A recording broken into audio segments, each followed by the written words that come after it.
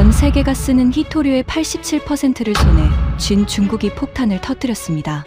대한민국으로 가는 히토류를 전부 끊어라. 단 한 줄의 명령에 전 세계가 얼어붙었습니다. 한국은 보름 안에 멈춘다. 누구도 의심하지 않았습니다. 그런데 18달 뒤 무너진 것은 한국이 아니라 중국이었습니다. 40해를 쌓은 거대한 제국이 모래성처럼 허물어졌습니다. 가장 충격적인 반응을 보인 나라는 일본이었습니다. 한때 중국에 무릎 꿇었던 일본이 이번엔 한국 앞에 고개를 숙였습니다. 중국의 히토류를 무기로 만든 장본인이 40해 만에 평생 숨겨온 진실을 털어놓았습니다. 한국만큼은 끝내 이길 수 없었습니다. 그 대반전의 전말을 지금 공개합니다. 시작하기 전 구독과 좋아요, 그리고 대한민국 파이팅 댓글로 한국을 응원해주세요. 베이징의 한 회의실 공기가 단 한 줄의 문장 앞에서 얼어붙었습니다. 수출 전면 중단. 대상은 단 한 나라, 대한민국. 명령서에 서명이 들어가던 그 순간 회의실에 앉은 누구도 결과를 의심하지 않았습니다.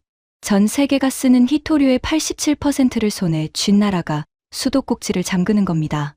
한국의 공장은 늦어도 보름 안에 멈춘다. 그게 우리의 계산이었고 우리의 확신이었어요. 그런데 그 명령서에 서명을 한 손이 18달 뒤에는 떨리고 있었습니다. 무너진 건 우리가 겨눈 나라가 아니라 칼을 쥔 우리 자신이었거든요. 진짜 충격은 그게 아니었습니다. 그 모든 과정을 처음부터 끝까지 가장 가까운 자리에서 지켜본 사람이 바로 저였다는 겁니다. 오늘 저는 평생 입 밖에 내지 않으려던 이야기를 꺼내려 합니다. 이 이야기를 끝까지 들어주신다면 세계에서 가장 강력했던 무기가 어떻게 단 한 나라 앞에서만 부러졌는지 알게 되실 겁니다. 그러니 자리를 뜨지 말아주세요. 제 이름은 장원아오. 40해 동안 중국의 히토류를 단순한 흙이 아니라 세계를 무릎 꿇리는 무기로 바꿔온 사람입니다. 젊은 시절 저는 한 어른의 말씀을 가슴에 새겼습니다. 중동에 석유가 있다면 중국에는 히토류가 있다. 그 한마디가 제 인생을 결정했어요. 저는 그 말을 정책으로 옮기는 일에 청춘을 다 바쳤습니다. 사람들은 히토류라는 이름만 듣고 무슨 보석쯤으로 생각합니다. 천만에요. 그건 그냥 흙입니다. 회색에 냄새도 빛도 없는 흙. 하지만 그 흙이 없으면 이 세상은 멈춥니다. 여러분 손안에 휴대전화가 진동할 때 그 떨림을 만드는 작은 부품 안에 이 흙이 들어갑니다. 전기차가 소리 없이 힘차게 달리는 건 그 모터 속에 박힌 강력한 자석 때문이고, 그 자석을 만드는데 이 흙이 반드시 필요해요. 바닷가에서 거대한 날개를 돌리는 풍력 발전기도 마찬가지입니다. 그리고 가장 중요한 것, 무기입니다. 하늘을 가르는 전투기 한 대에는 이 흙이 380kg 가까이 들어갑니다. 바다 위의 구축함 한 척에는 2000kg이 넘고 깊은 바닷속을 다니는 잠수함 한 척에는 거의 4000kg이 들어가요. 무슨 뜻인지 아시겠습니까? 어떤 나라가 이 흙을 쥐고 있다면 그건 그 나라가 다른 나라의 군대 목줄을 쥐고 있다는 뜻입니다. 저는 바로 그 목줄을 만드는 사람이었습니다. 우리가 어떻게 이 시장을 통째로 삼켰는지 아십니까? 사실 이 흙은 땅속 어디에나 조금씩 있어요. 진짜 어려운 건 캐는 게 아니라 캔 흙을 쓸 수 있는 깨끗한 금속으로 바꾸는 일입니다. 그 과정에서 독성 폐수가 강처럼 흘러나오고 방사성 찌꺼기가 산처럼 쌓이거든요. 서방은 그 더러운 일을 하기 싫어했습니다. 환경이 어쩌고 주민 건강이 어쩌고. 미국은 한때 세계에서 손꼽히던 자기네 광산문을 스스로 닫아버렸어요. 우리는 그 빈자리를 그냥 가져갔습니다. 값싸게 규제 없이 수십 년 동안 묵묵히 깨끗한 척하는 나라들이 등을 돌린 자리에서 우리는 세계의 숨통을 손에 넣었습니다. 그리고 결정적인 순간 우리는 그 흙이 무기가 될 수 있다는 걸 세계에 똑똑히 보여줬습니다. 십수년 전 동쪽 바다의 작은 섬들을 두고 일본과 부딪혔을 때였습니다. 그 바다에서 우리 어선과 일본 순시선이 충돌했고 일본이 우리 선장을 체포해 가뒀어요. 일본은 자기들이 법대로 했다며 콧대를 세웠습니다. 저는 그날 회의실에서 단 한 문장을 제안했습니다. 일본으로 가는 히토류를 멈춥시다. 군대를 보낼 필요도 없었어요. 단 한 발의 총알도 쓰지 않았습니다. 우리가 수출을 끊자 일본의 첨단 공장들이 줄줄이 비명을 지르기 시작했거든요. 그때 일본은 자기 나라 수요의 거의 전부를 우리한테 의존하고 있었습니다. 자석도 반도체 소재도 전부 우리 흙에서 나왔으니까요. 며칠이 지났습니다. 그 콧대 높던 일본 정부가 단 며칠 만에 두 손을 들었습니다. 선장을 풀어줬어요. 어떤 항의에도 꿈쩍 안 하던 나라가 흙 한 줌 앞에서 무릎을 꿇은 겁니다. 그날 밤 저는 호텔 창가에서 위스키 한 잔을 따랐습니다. 도시의 불빛이 발 아래 깔려 있었고 잔 속의 얼음이 천천히 녹아내리는 소리가 유난히 선명하게 들렸어요. 저는 웃었습니다. 세상이 이렇게 단순하구나. 자원을 쥔 자가 왕이구나. 그때 제가 배운 교훈은 분명했습니다. 어떤 나라도 우리 앞에서는 며칠을 못 버틴다. 콧대가 높을수록 무너지는 소리는 더 통쾌하다. 그러니 한국 같은 나라쯤은 저에게 고민거리조차 되지 못했습니다. 제가 한국을 어떻게 봤는지 솔직히 말씀드리겠습니다. 듣기 거북하실 수도 있어요. 하지만 그게 그 시절 제 진심이었습니다. 한국은 자원거지였습니다. 저는 책상 위에 세계 지도를 펼쳐놓고 한반도를 손가락으로 짚곤 했어요. 그 작은 땅에는 희토류가 단 1g도 제대로 나오지 않습니다. 상업적으로 캘 만한 광산이 아예 없어요. 그러니 한국이 쓰는 흙은 전부 단 하나의 예외도 없이 바다 건너에서 사와야 했습니다. 저는 그게 그렇게 우스울 수가 없었습니다. 땅에서 아무것도 안 나오는 나라가 무슨 첨단 산업을 하겠다고. 제 밑에 있던 젊은 분석관들에게 저는 늘 이렇게 말했어요. 한국은 화려한 간판을 단 빈 껍데기일 뿐이라고. 휴대전화를 잘 만들고 자동차를 잘 팔면 뭐합니까? 그 모든 걸 돌아가게 하는 가장 밑바닥의 흙을 우리한테서 빌려 쓰는 처지인데요. 두 번째, 그 빌려 쓰는 흙의 대부분이 어디서 나갔는지 아십니까? 우리 손에서 나갔습니다. 당시 한국이 산업에 쓰는 희토류 소재의 86%가 우리 중국에서 건너갔어요. 특히 전기차 모터에 들어가는 자석은 거의 전부였습니다. 열의 9이 우리 흙으로 만든 거였죠. 저는 그 숫자를 외우고 다녔습니다. 86. 그 숫자는 곧 한국의 숨통이 제 손 안에 있다는 뜻이었으니까요. 제가 손가락 하나만 까딱하면 한국의 자동차 공장은 멈춥니다. 반도체도, 가전도 줄줄이 비상이 걸려요. 일본에서 이미 증명된 일이었습니다. 세 번째, 이게 가장 중요했어요. 한국은 기술이 없었습니다. 설령 한국이 어디서 광물을 구해온다고 칩시다. 그래도 소용없어요. 흙을 캐는 것과 그 흙을 쓸 수 있는 금속으로 바꾸는 건 완전히 다른 이야기거든요. 그 마법 같은 가공 기술은 지구상에서 우리만 제대로 했습니다. 특히 무기와 고성능 전기차에 꼭 들어가는 무거운 흙. 그 중에서도 디스프로슘이라는 원소는 사실상 우리 독점이었어요. 이 디스프로슘이 뭔지 쉽게 설명드릴게요. 자석은 뜨거워지면 힘이 빠집니다. 전기차 모터든 미사일 부품이든 달구어지면 자력이 약해져요. 그런데 이 디스프로슘을 아주 조금만 섞어주면 아무리 뜨거워져도 자석이 힘을 잃지 않습니다. 그러니 고성능 자석을 만들려면 이 원소가 반드시 필요했어요. 그리고 그 원소를 세상은 우리한테서만 살 수 있었습니다. 저는 그래서 결론을 내렸습니다. 한국은 영원히 우리 손바닥 위에 있다. 광물도 없고 그 광물의 공급처도 우리고 그걸 가공할 기술도 우리만 가졌으니 한국은 세 겹으로 묶여있는 나라였어요. 지금도 또렷이 기억나는 장면이 하나 있습니다. 여러 해 전 한국에서 한 무리의 사람들이 우리를 찾아온 적이 있어요. 자석을 만드는 회사인 성림첨단산업과 그 외 몇몇 기업의 기술자들이었습니다. 안정적인 흙 공급을 부탁하러 온 거였죠. 장소는 내몽골의 바오터우였습니다. 세계 희토류의 심장이라 불리는 곳이에요. 공장 굴뚝에서 나오는 매캐한 냄새가 도시 전체에 깔려 있었고 회색 먼지가 창틀마다 손가락 두께로 쌓여 있었습니다. 그 한국 사람들은 회의실에서 한참을 기다렸습니다. 저는 일부러 늦게 들어갔어요. 자리에 앉아 그들의 얼굴을 천천히 둘러봤죠. 긴장한 기색이 역력했습니다. 손에 든 서류를 만지작거리는 사람도 있었고 마른 침을 삼키는 소리가 들릴 만큼 회의실이 조용했어요. 저는 차 한 모금을 마시고 입을 열었습니다. 여러분 나라는 흙이 없지 않습니까? 그런데 어떻게 그렇게 큰 산업을 운영하실 생각이신지 솔직히 저는 궁금합니다. 조롱이었습니다. 그들도 그걸 모를 리 없었어요. 한 중년의 임원이 얼굴을 붉히면서도 정중하게 부탁을 이어갔습니다. 장기 계약을, 안정적인 물량을 달라고요. 저는 미소를 지으며 고개를 저었습니다. 물량은 우리가 정합니다. 가격도요. 여러분이 정하는 게 아니에요. 그게 마음에 안 드시면 다른 데서 구해보시든가요. 다른 데는 없었습니다. 그걸 그들도 알고 저도 알았어요. 저는 그 침묵을 즐겼습니다. 절대적인 힘이 주는 그 서늘한 쾌감을요. 그런데 그때 회의실 끝에 앉아 있던 젊은 기술자 한 명이 조용히 입을 열었습니다. 이도현이라는 사람이었어요. 다른 사람들과 달리 긴장한 기색이 없었습니다. 그는 저를 똑바로 보며 이렇게 말했어요. 국장님은 땅에서 캐는 것만 자원이라고 생각하시는군요.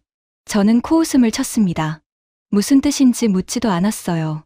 그저 패배자의 자존심 섞인 헛소리쯤으로 여겼거든요.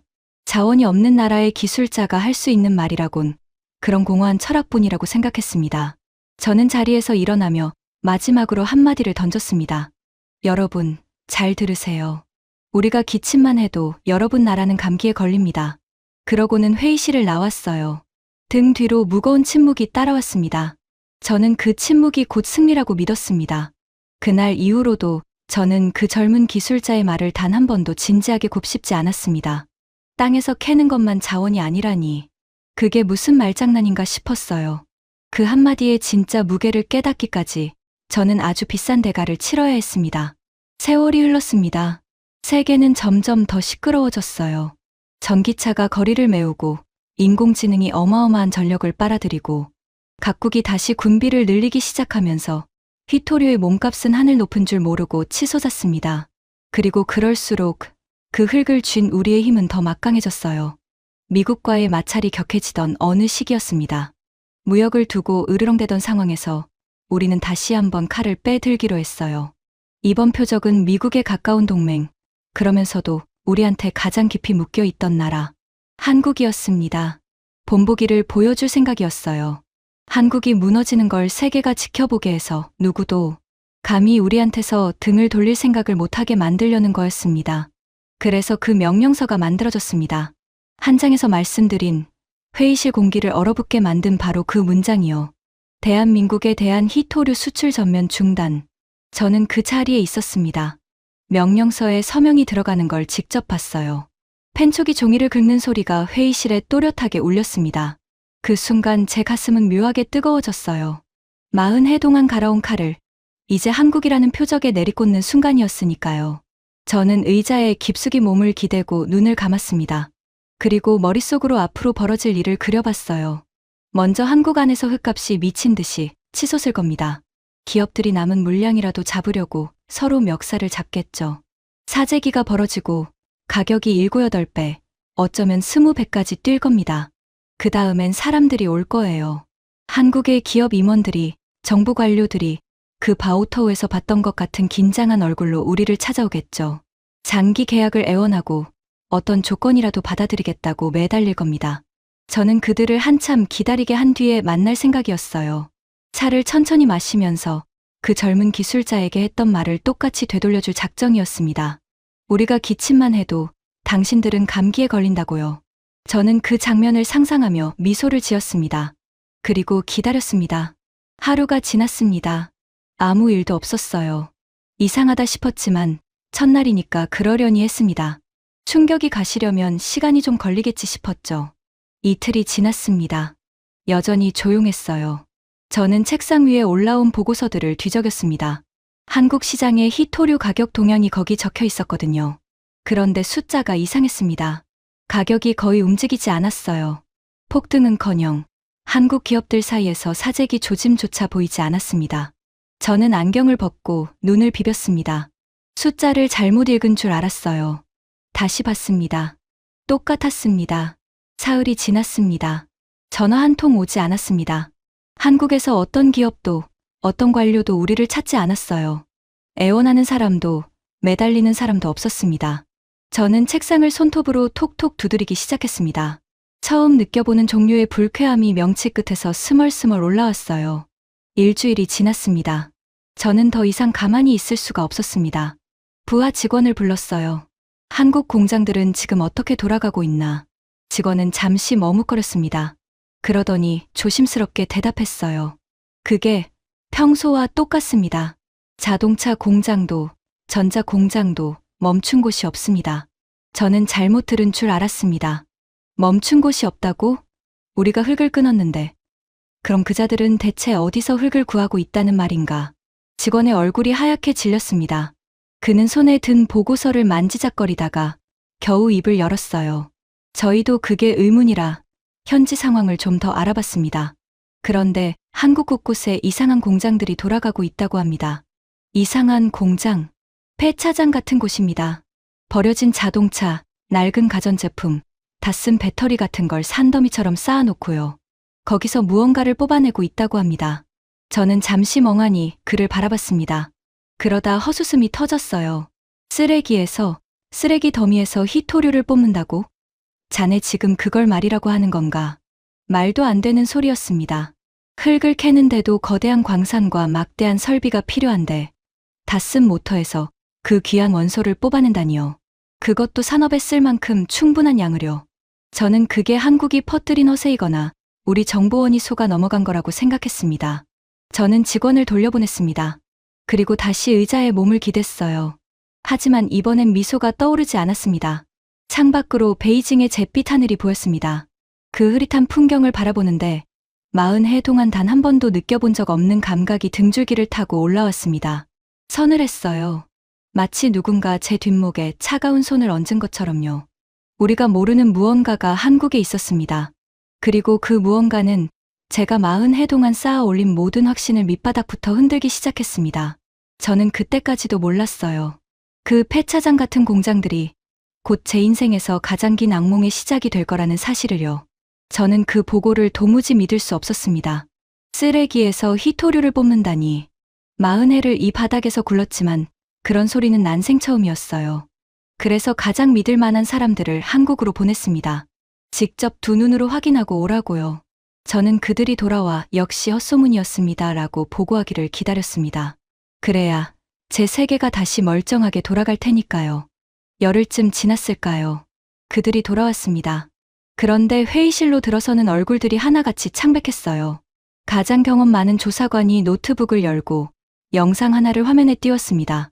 국장님, 직접 보셔야 할 것 같습니다. 화면 속에는 거대한 공장이 펼쳐져 있었습니다. 끝이 보이지 않을 만큼 넓은 마당에 폐차 더미가 산처럼 쌓여 있었어요. 다 쓴 전기차 모터, 망가진 세탁기와 에어컨, 수명을 다한 배터리가 컨베이어 벨트 위로 끝없이 흘러갔습니다. 기계팔이 모터를 집어들어 정확하게 분해하고 그 안에서 손바닥만 한 자석을 뽑아냈어요. 이게 어디인가? 한국의 한 자원 재활용 기업입니다. 성일하이텍, 영풍, 포스코 같은 회사들이 이런 시설을 곳곳에 돌리고 있습니다. 버려진 제품에서 희토류를 회수하는 겁니다. 저는 화면을 뚫어지게 바라봤습니다. 입안이 바싹 말라왔어요. 회수율이 얼마나 되나? 조사관이 마른 침을 삼켰습니다. 폐자석에서 뽑아내는 양만 한 해에 9,000톤이 넘습니다. 그것도 매년 늘고 있습니다. 저는 의자 등받이에 몸을 기댔습니다. 천장이 빙글 도는 것 같았어요. 생각해 보세요. 우리는 광산을 파헤치고 산을 깎고 강을 더럽혀가며 흙을 캤습니다. 그런데 한국은 땅을 단 한 평도 파지 않고 이미 세상에 나와 있던 제품에서 흙을 다시 걷어들이고 있었어요. 한국이 그동안 우리한테서 사간 그 어마어마한 흙이 휴대전화로, 자동차로, 가전제품으로 모습을 바꿔 한국 땅 곳곳에 흩어져 있었던 겁니다. 그게 곧 한국의 광산이었어요. 한국은 흙이 없는 나라가 아니었습니다. 흙을 버리지 않는 나라였어요. 그 순간 오래전 바오터우의 그 회의실이 떠올랐습니다. 회색 먼지가 손가락 두께로 쌓여있던 그 방에서 젊은 기술자 이도연이 저를 똑바로 보며 했던 말이요. 국장님은 땅에서 캐는 것만 자원이라고 생각하시는군요. 저는 그때 코웃음을 쳤습니다. 패배자의 헛소리쯤으로 흘려들었어요. 그런데 이제 보니 그건 헛소리가 아니었습니다. 예언이었어요. 그자는 그때 이미 한국이 갈 길을 알고 있었던 겁니다. 저는 천천히 입을 열었습니다. 목소리가 제 것 같지 않았어요. 그래도 말이야. 모터에서 자석을 뽑는다고 다 끝나는 게 아니지. 그 자석을 다시 쓰려면 결국 디스프로슘이 필요해. 고온에서 견디게 해주는 그 원소 말이야. 그건 우리만 가졌어. 한국은 그걸 우리한테 사야 해. 결국 우리 손바닥 위라고. 저는 그 말에 매달렸습니다. 그게 제게 남은 마지막 확신이었거든요. 디스프로슘. 그 무거운 흘, 무기와 고성능 모터의 심장. 그것만큼은 세상 누구도 우리 없이는 못 만든다고 저는 굳게 믿고 있었습니다. 조사관이 시선을 피했습니다. 그는 다음 영상을 띄우기를 망설이는 것 같았어요. 저는 불길한 예감에 휩싸였습니다. 왜 그러나. 뭐가 더 있나. 그는 한참을 머뭇거리다가 떨리는 손으로 다음 파일을 열었습니다. 두 번째 영상은 어느 연구소 안이었습니다. 하얀 가운을 입은 한국 연구원들이 작은 자석 하나를 집게로 들어 올렸어요. 그리고 그걸 시뻘겋게 달궈진 가열 장치 안에 집어넣었습니다. 화면 한쪽의 온도계 숫자가 빠르게 올라갔어요. 100도, 150도, 그리고 섭씨 200도. 여러분, 보통 자석은 이쯤 되면 힘을 잃습니다. 달궈지면 자력이 빠져나가거든요. 그래서 우리 디스프로슘이 필요한 거였어요. 그 원소를 섞어야만 뜨거워져도 자석이 버티니까요. 그런데 화면 속 그 자석은 200도가 넘는 불구덩이 속에서도 쇠조각을 그대로 붙들고 있었습니다. 단 하나도 떨어뜨리지 않았어요. 마치 온도 따위는 아무 상관도 없다는 듯이요. 저는 자리에서 벌떡 일어났습니다. 디스프로슘은, 저 자석에 디스프로슘이 얼마나 들어갔나. 조사관이 제 눈을 똑바로 보지 못했습니다. 그게 거의 들어가지 않았습니다. 한국이 디스프로슘 없이도 고온에서 버티는 자석을 만들어냈습니다. 양산 단계라고 합니다. 이미 공장에서 찍어내고 있다는 뜻입니다. 회의실이 쥐 죽은 듯 조용해졌습니다. 형광등이 윙하고 우는 소리만 들렸어요. 저는 두 손을 책상에 짚었습니다. 손끝이 가늘게 떨리는 게 느껴졌습니다. 이해가 되십니까? 디스프로슘은 우리의 가장 강력한 칼이었습니다. 세상의 모든 고성능 자석은 그 원소를 거쳐야 했고 그 원소는 우리만 가지고 있었어요. 저는 그 칼 하나로 일본을 무릎 꿇렸고 세계를 협박했습니다.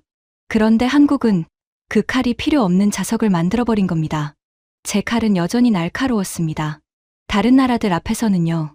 하지만 한국 앞에서만은 그 칼이 허공을 가르는 빈 손짓이 되어버렸어요. 저는 그 자석을 만든 회사가 어디인지 물었습니다. 조사관이 서류를 넘겼어요. 성림첨단산업입니다. 그리고 그 기술 개발을 이끈 연구 책임자가, 그는 잠시 멈칫하더니 한 사람의 이름을 읽었습니다. 이도현입니다. 저는 그 이름을 듣는 순간 숨이 턱 막혔습니다. 바우터우, 회색 먼지, 코웃음, 그리고 그 한마디. 땅에서 캐는 것만 자원이라고 생각하시는군요. 그 젊은 기술자였습니다. 제가 한낱 패배자로 여기고 비웃었던 그 사람이 세월이 흐르는 동안 우리의 가장 강력한 무기를 무력화시키는 기술을 만들어낸 겁니다. 제가 그를 비웃던 그 순간에도 그는 이미 답을 향해 걸어가고 있었어요. 그날 밤, 저는 잠을 이루지 못했습니다. 호텔이 아니라 제 집 서재였어요. 위스키 잔을 따랐지만 이번엔 얼음 녹는 소리가 즐겁지 않았습니다. 오히려 그 소리가 제 확신이 한 방울씩 녹아 사라지는 소리처럼 들렸어요. 저는 창밖을 봤습니다. 베이징의 밤하늘은 늘 그렇듯 별이 보이지 않았습니다. 문득 그런 생각이 들었어요. 우리는 흙을 손에 쥐는 데만 매달렸지. 그 흙이 정말로 필요 없어지는 세상은 한 번도 상상해 본 적이 없었구나. 우리는 자원을 쥐었지만 한국은 그 자원에서 벗어나는 길을 쥐었구나. 하지만 저는 아직 인정할 수 없었습니다. 40해의 자존심이 그걸 허락하지 않았어요. 저는 스스로에게 되뇌었습니다. 그래, 한국 혼자 발버둥 치는 거다. 세계는 여전히 우리 편이다. 미국도, 유럽도 결국 우리 흙 없이는 못 산다. 그 믿음마저 무너지는 데는 그리 오랜 시간이 걸리지 않았습니다. 며칠 뒤 한 통의 보고서가 제 책상에 올라왔습니다. 미국에 관한 거였어요. 저는 늘 미국의 속셈을 꿰뚫고 있다고 자부했습니다. 미국은 우리 의존에서 벗어나려고 호주를 키우고 있었거든요. 호주 땅에는 우리 말고 세상에서 거의 유일하게 쓸만한 히토류 광산이 있었으니까요. 그래서 저는 늘 호주만 감시했습니다. 호주가 흙을 캐내기 시작하면 그게 우리의 진짜 위협이라고 봤어요. 그런데 그 보고서를 읽고 저는 제가 완전히 헛다리를 짚고 있었다는 걸 깨달았습니다. 미국이 거액의 돈을 쏟아붓고 있는 곳은 호주의 광산이 아니었습니다. 한국의 공장이었어요. 저는 부하 직원을 불러 따지듯 물었습니다. 이게 무슨 소린가? 흙은 호주 땅에 있는데 왜 미국 돈이 한국으로 가나? 직원은 차분하게 설명했습니다. 그 설명을 듣는 동안 저는 등에서 식은땀이 흘렀어요. 국장님, 호주가 흙을 캐는 건 맞습니다. 하지만 캔 흙은 그냥 돌덩이일 뿐입니다. 그걸 쓸 수 있는 금속으로 또 자석으로 바꾸는 기술이 있어야 합니다. 그런데 그 기술의 중심이 한국입니다. 호주가 캔 흙을 한국으로 보내 한국 기술로 가공하는 구조를 미국이 짜고 있습니다. 저는 그 자리에 굳어버렸습니다. 광산의 주인과 기술의 주인은 다른 사람이었습니다. 생각해 보세요. 아무리 좋은 흙이 땅 속에 묻혀 있어도 그걸 캐서 쓸 수 있게 만들 줄 모르면 그건 그냥 흙일 뿐입니다. 호주는 흙을 가졌어요. 하지만 그 흙을 깨워 생명을 불어넣는 손은 한국이 가지고 있었던 겁니다. 저는 40해 동안 그 사실을 모르고 있었어요. 우리가 흙을 독점했기 때문에 가공 기술도 당연히 우리만 가진 거라고 착각했습니다. 그런데 우리가 한눈 파는 사이 한국은 묵묵히 그 기술을 세계 최고 수준까지 끌어올렸던 거예요. 미국이 바보가 아니었습니다. 미국은 알고 있었어요. 흙을 쥐는 것보다 흙을 다루는 기술을 쥔 쪽이 진짜 주인이라는 걸요. 그래서 미국은 호주의 땅과 한국의 손을 묶었습니다. 우리를 빼고요. 워싱턴에서 한국으로 향하는 거대한 자금과 계약들이 줄을 이었습니다. 유럽도 마찬가지였어요. 자동차를 만드는 독일 기업들이, 풍력 발전기를 세우는 회사들이 하나둘 한국의 문을 두드리기 시작했습니다. 저는 그 모습을 지켜보며 처음으로 두려움이라는 감정을 느꼈습니다. 우리가 가진 건 흙이었습니다. 땅에서 퍼낼수록 줄어드는 유한한 자원이었어요. 그런데 한국이 가진 건 기술이었습니다. 쓰면 쓸수록 더 정교해지고 누가 훔쳐갈 수도 없는 사람의 머릿속에 든 것이었어요. 저는 그제야 어렴풋이 깨닫기 시작했습니다. 어쩌면 우리는 처음부터 이길 수 없는 싸움을 하고 있었는지도 모른다고요. 하지만 진짜 충격은 그 다음에 찾아왔습니다. 제 평생의 자부심을 송두리째 무너뜨린 단 하나의 장면이었어요. 그날 저는 한 장의 사진을 받았습니다. 어느 공항에서 찍힌 사진이었어요. 일본의 한 대기업 임원단이 비행기에서 내리는 모습이었습니다. 시네스의 고위 임원들, 그리고 도요타에서 자석을 책임지는 사람들이었어요. 그들이 향하는 곳은 한국이었습니다. 한국의 자석 기술을 사기 위해서요. 저는 그 사진을 한참 동안 들여다봤습니다. 손이 떨려서 사진을 든 종이가 바스락거렸어요. 일본이라니. 여러분, 기억하시죠? 제가 40해 인생에서 가장 자랑스러워했던 일이 바로 일본을 무릎 꿇린 거였습니다. 그 콧대 높던 나라가 제가 흙을 끈 차 단 며칠 만에 두 손을 들었어요. 저는 그날 밤 위스키를 마시며 세상이 참 단순하다고 비웃었습니다. 그런데 그 일본이, 우리한테 그토록 처참하게 당했던 그 일본이 이번엔 한국 앞에서 고개를 숙이고 있었습니다. 우리를 거치지 않고 한국에서 자석을 구하려고요. 왜였을까요? 답은 간단했습니다. 일본은 우리한테 한번 크게 당하고 나서 다시는 그런 일을 겪지 않겠다고 이를 갈았습니다. 그래서 우리 의존에서 벗어날 길을 미친 듯이 찾았어요. 그런데 그 길의 끝에서 일본이 발견한 건 자기들이 한때 우습게 보던 이웃나라였습니다. 한국이요. 한국은 일본이 가지 못한 자리에 이미 먼저 가 있었던 겁니다. 저는 그 일본 임원이 한국에서 했다는 말을 전해 들었습니다. 한 기자가 그에게 왜 한국까지 왔느냐고 물었다고 해요. 그 임원은 이렇게 답했답니다. 우리는 오랫동안 우리가 아시아 기술의 정점이라고 믿었습니다. 하지만 이제는 솔직히 인정합니다. 이 분야에서 우리를 가장 앞서간 건 한국입니다. 배울 게 있다면 자존심을 버리고 배우러 와야지요. 그 말을 전해 듣는 순간 저는 의자에서 한참을 움직이지 못했습니다. 가슴 한구석이 무너져 내렸어요. 제가 평생 쌓아 올린 승리의 기념비가 모래성처럼 부서지는 소리가 들리는 것 같았습니다. 제가 일본을 꺾은 무기는 흙이었습니다. 그런데 한국이 일본을 끌어들인 힘은 흙이 아니라 머리였어요. 흙은 끊으면 그만이지만 머리는 끊을 수가 없습니다. 저는 그제야 알았습니다. 제가 일본에게 휘두른 칼은 일본을 더 강하게 단련시키는 숫돌이 되었을 뿐이라는 걸요. 그리고 그 단련의 끝에서 일본조차 무릎 꿇은 상대가 바로 우리가 그렇게 우습게 보던 한국이었다는 걸요. 그날 저녁, 저는 오랜만에 예쁘아 한 명과 술자리를 가졌습니다. 그도 저처럼 평생 이 일을 해온 사람이었어요. 제가 답답한 마음에 한마디를 던졌습니다. 우리가 도대체 뭘 놓친 건가? 우리가 세계를 쥐고 있다고 믿었는데. 그가 술잔을 비우고는 한참 만에 입을 열었습니다. 국장님, 우리는 흙을 쥐고 있었습니다. 그런데 한국은 흙이 필요 없는 미래를 만들고 있었던 겁니다. 우리는 오늘을 지키려 했고 그들은 내일을 만들고 있었어요. 처음부터 보고 있는 곳이 달랐던 겁니다. 저는 아무 말도 하지 못했습니다. 그의 말이 맞았어요. 우리는 오늘의 왕이 되려고 발버둥 쳤습니다. 한국은 내일의 길을 닫고 있었고요. 그리고 시간은 늘 내일의 편이었습니다. 이제부터는 우리 이야기를 해야겠습니다. 듣기 가장 괴로운 부분이에요. 우리는 처음 한국의 흙을 끊을 때 가격을 무기로 쓸 작정이었습니다. 시장에 충격을 줘서 값을 7, 8배, 잘하면 20배까지 끌어올릴 생각이었어요. 그렇게 세계를 겁주려 했습니다. 우리 말을 안 들으면 이 꼴이 난다고요. 실제로 한동안 국제 희토류 가격이 미친 듯이 치솟았습니다. 한때 20배 넘게 뛰었어요. 저는 그걸 보며 잠깐이나마 안도했습니다. 봐라. 결국 우리 손에 세상이 놀아나지 않느냐고요. 그런데 이상한 일이 벌어지기 시작했습니다. 값이 그렇게 올랐는데도 우리 흙을 사겠다는 주문이 점점 줄어드는 거예요. 처음엔 일시적인 거라고 생각했습니다. 하지만 줄어드는 주문은 멈추지 않았어요. 오히려 가속이 붙었습니다. 이유는 한국이었습니다. 한국이 만든 도시광산, 그리고 디스프로슘 없는 자석 기술이 세계로 퍼져나가기 시작한 거예요.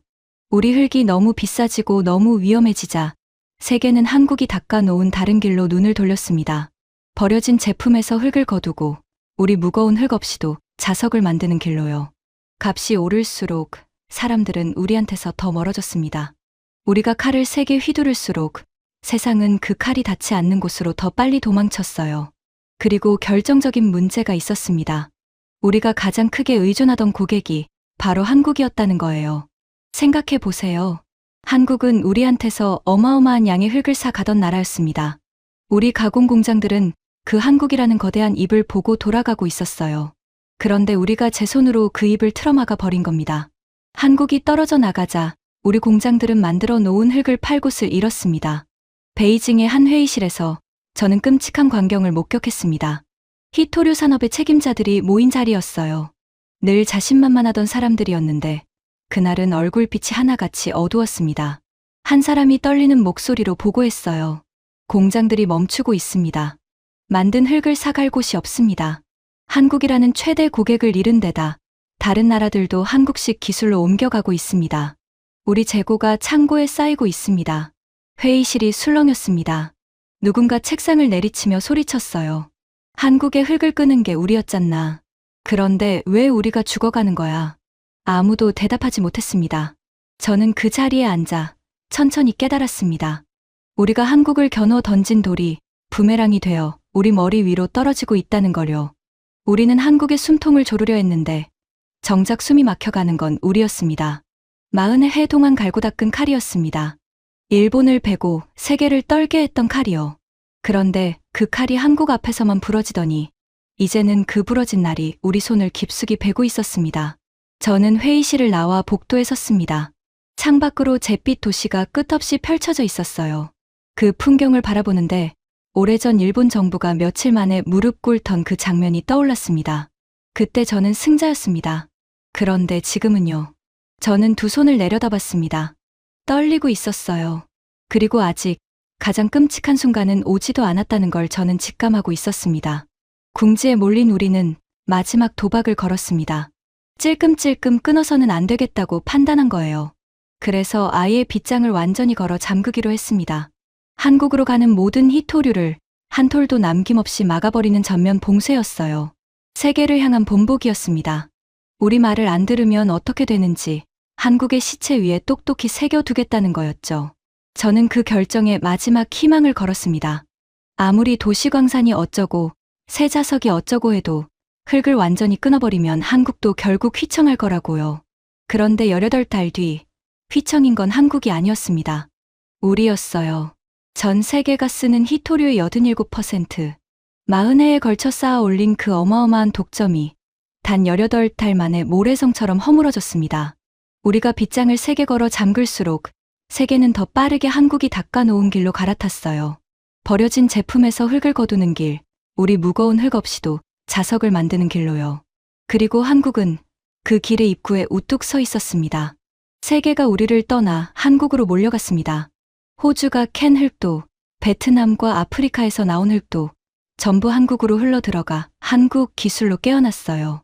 한국은 흙 한 줌 안 나는 나라에서 세계가 흙을 들고 줄을 서는 나라가 되어 있었습니다. 베이징의 그 회의실, 모든 게 시작됐던 바로 그 방에서 저는 한 보고를 받았습니다. 보고하는 사람의 목소리가 끊어질 듯 떨렸어요. 국장님, 우리 공장들이 멈췄습니다. 만든 흙이 창고에 산처럼 쌓여 있는데 사갈 곳이 없습니다. 세계가 한국으로 갔습니다. 저는 그 자리에 얼어붙었습니다. 기억나십니까? 이 모든 이야기가 시작될 때 우리는 이 방에서 이렇게 장담했습니다. 우리가 잠그면 한국 공장은 늦어도 보름 안에 멈춘다고요. 그런데 보름 안에 멈춘 건 한국 공장이 아니라 우리 공장이었습니다. 텅 빈 채로 줄을 서서 돌아가기를 멈춘 건 다름 아닌 우리 가공 공장들이었어요. 한 사람이 자리를 박차고 일어나 소리쳤습니다. 한국에 칼을 겨눈 건 우리였잖나. 그런데 왜, 어째서 피를 흘리는 게 우리냐고. 저는 천천히 자리에서 일어나 창가로 걸어갔습니다. 그 질문에 답할 수 있는 사람은 그 방에서 저뿐이었으니까요. 저는 40해 동안 흙을 칼로 만든 사람입니다. 그 칼로 일본을 베었고 세계를 떨게 했어요. 저는 그 칼이 영원히 우리 것이라고 믿었습니다. 하지만 한국은 그 칼날이 닿지 않는 곳으로 비켜선 게 아니었습니다. 한국은 그 칼 자체를 쓸모없게 만드는 다른 세상을 지어 올린 거였어요. 우리가 칼을 더 세게 휘두를수록 그 다른 세상은 더 빨리 커졌습니다. 그리고 어느 순간 부러진 칼날이 우리 손을 깊숙이 베고 있었어요. 창밖으로 잿빛 도시가 끝없이 펼쳐져 있었습니다. 매캐한 공기 냄새가 창틈으로 스며들었어요. 저는 두 손을 내려다봤습니다. 40해 동안 세계를 쥐고 흔들던 손이었습니다. 그 손이 텅 비어 있었어요. 이제 와 돌이켜보면 우리는 처음부터 한 가지를 근본적으로 잘못 보고 있었습니다. 우리는 흙을 가진 자가 왕이라고 믿었습니다. 땅 속에 묻힌 그 회색 흙이 세계를 지배하는 힘이라고요. 그래서 우리는 흙을 움켜쥐는데 40해를 다 바쳤습니다. 하지만 흙은 유한합니다. 퍼낼수록 줄어들고 끊으면 사라져요. 흙에 기댄 힘은 흙이 떨어지는 순간 함께 무너지는 힘이었습니다. 한국이 가진 건 흙이 아니었어요. 한국이 가진 건 흙이 없어도 살아가는 법이었습니다. 생각해보면 한국은 늘 그런 나라였습니다. 가진 게 없는 나라였어요. 기름 한 방울 안 나고 너른 땅도 없고 이제 보니 흙조차 안 나는 나라였습니다. 하지만 그 한국이 세계 최고의 자동차를 만들고 세계 최고의 반도체를 만들고 이제는 세계가 줄을 서는 자석 기술까지 만들어냈어요. 어떻게 그게 가능했을까요? 저는 그 답을 한 젊은 기술자의 얼굴에서 찾았습니다. 오래전 바오터우의 그 먼지 가득한 회의실에서 저를 똑바로 보며 말했던 사람. 이도현이라는 그 기술자요. 그는 그때 이미 알고 있었습니다. 땅에서 캐는 것만 자원이 아니라는 걸요. 진짜 자원은 사람의 머릿속에 그리고 포기하지 않는 마음속에 있다는 걸요. 저는 그를 패배자라고 비웃었습니다. 하지만 그는 패배자가 아니었어요. 그는 그 비웃음을 견디며 묵묵히 미래로 걸어가고 있었던 겁니다. 제가 흙을 세는 동안 그는 길을 만들고 있었어요. 저는 가끔 그런 상상을 합니다. 만약 그날 제가 그 한마디를 흘려듣지 않았더라면, 코웃음 대신 그 말의 뜻을 물었더라면, 우리의 40해가 조금은 달라졌을까요? 하지만 늦었습니다. 그리고 어쩌면 처음부터 우리가 이길 수 없는 싸움이었는지도 모릅니다. 흙을 쥔 손은 결국 흙과 함께 사라지지만 미래를 향해 걸어가는 발걸음은 멈추지 않으니까요. 이제 세계는 알게 되었습니다. 자원을 쥔 나라가 강한 게 아니라 자원이 끊겨도 길을 만들어내는 나라가 강하다는 거요. 흙의 시대는 저물고 머리의 시대가 열린 겁니다. 그리고 그 새로운 시대의 한복판에 흙 한 줌 안 나는 작은 나라가 우뚝 서 있습니다. 한국입니다. 제가 40해를 바쳐 깨달은 단 하나의 진실을 이제 솔직히 말씀드리겠습니다. 우리는 세계의 거의 모든 나라를 흙으로 무릎 꿇릴 수 있었습니다. 일본도, 그렇게 콧대 높던 일본도요. 하지만 한국만큼은 끝내 이길 수 없었습니다. 흙이 없어서 진 게 아니라 흙이 없어도 이기는 법을 아는 나라였기 때문입니다. 이 이야기를 끝까지 들어주신 여러분께 감사드립니다. 어쩌면 여러분 중에는 가진 것 없이 맨손으로 오늘의 대한민국을 읽고 오신 분들이 계실 겁니다. 보릿고개를 넘고 빈손으로 공장을 세우고 자식들을 길러내신 그 손들이 모여 만든 나라가 바로 한국이에요. 흙이 없어도 이기는 그 힘은 사실 여러분 세대가 평생에 걸쳐 증명해온 바로 그 힘입니다. 세상이 아무리 우리를 작다고 비웃어도 우리는 늘 길을 만들어 왔습니다. 앞으로도 그럴 거라고 저는 믿습니다. 흙이 없어서 진 게 아니라 흙이 없어도 이기는 법을 아는 나라였기 때문입니다. 지금까지 중국의 히토류를 무기로 만들었던 한 남자가 40해 만에 털어놓은 고백이었습니다.